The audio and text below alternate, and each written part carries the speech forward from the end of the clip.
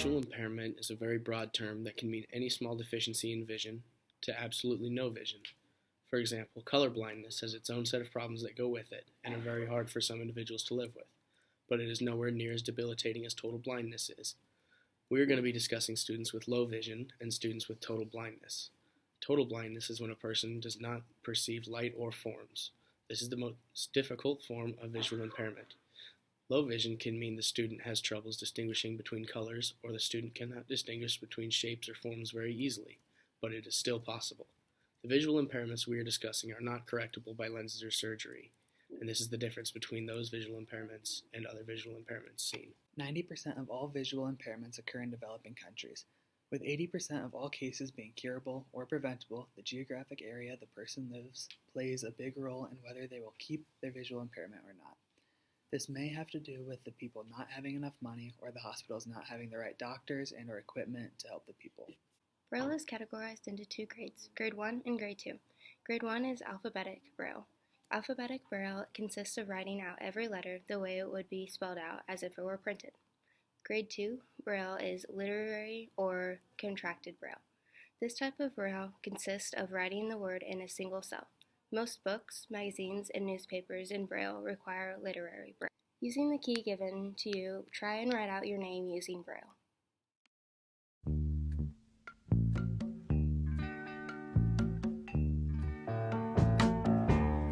I can see clearly now, the rain is gone. I can see all obstacles in my way. Gone are the dark clouds that had me blind. It's gonna be a bright, bright, bright, sunshiny day. It's gonna be a bright, bright, sunshiny day. I think I can make it now, the pain is gone. All of the bad feelings have disappeared. Here is that rainbow I've been afraid. January is Braille Literacy Month. Every year, people with visual impairments and their families celebrate the system that is beginning to be used much less in schools due to the rise in audiobooks. Contrary to popular belief, Braille is not a language, it is actually code. Almost every written language that exists has its own form of Braille. This is what leads to confusion when translating text written in Braille from other countries. Braille code was developed by Louis Braille in 1824. The 6-dot Braille cells have a total of 63 possible combinations. Of the almost 60,000 legally blind American children, ages 0 to 21, 34% are considered non-readers, which is actually the majority.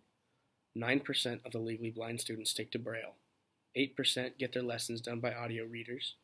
22% are considered pre-readers, and 27% can read visually, but only in a limited fashion. Braille is split up into 6-dot cells with the formation standing for a specific letter or a number. The first 10 letters also have corresponding numbers. For example, A equals 1, B equals 2, all the way to J, with J equaling 0. To start a sentence with a capital letter, the writer must put a dot in cell 6, the bottom right spot for one capital letter. Or for a full capitalized word, the writer must put 2 cells with a dot in each cell's 6th spot.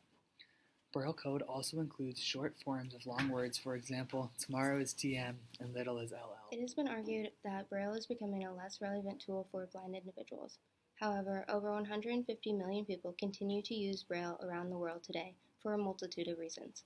The strongest case for the importance of Braille is linked to the literacy argument, which advocates that Braille allows users to learn spelling, punctuation, and gain an understanding of how text is formatted on a page.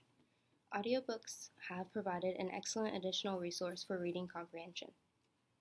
But listening is not synonymous with reading. Studies also show that students who can read Braille tend to acquire a higher literacy rate on average. There are professional benefits to learning Braille as well. A survey conducted by the Louisiana Technology University, the study found that people with a visual impairment who learn to read through Braille have a much higher chance of securing a job. This ability to read and write in Braille opens the door to literacy, intellectual freedom, equal opportunity, and personal security.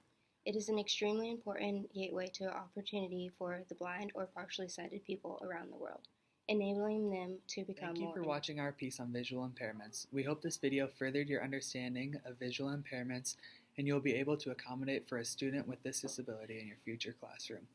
Understanding the importance of audiobooks, Braille, and other modifications can be the difference in your student succeeding or not.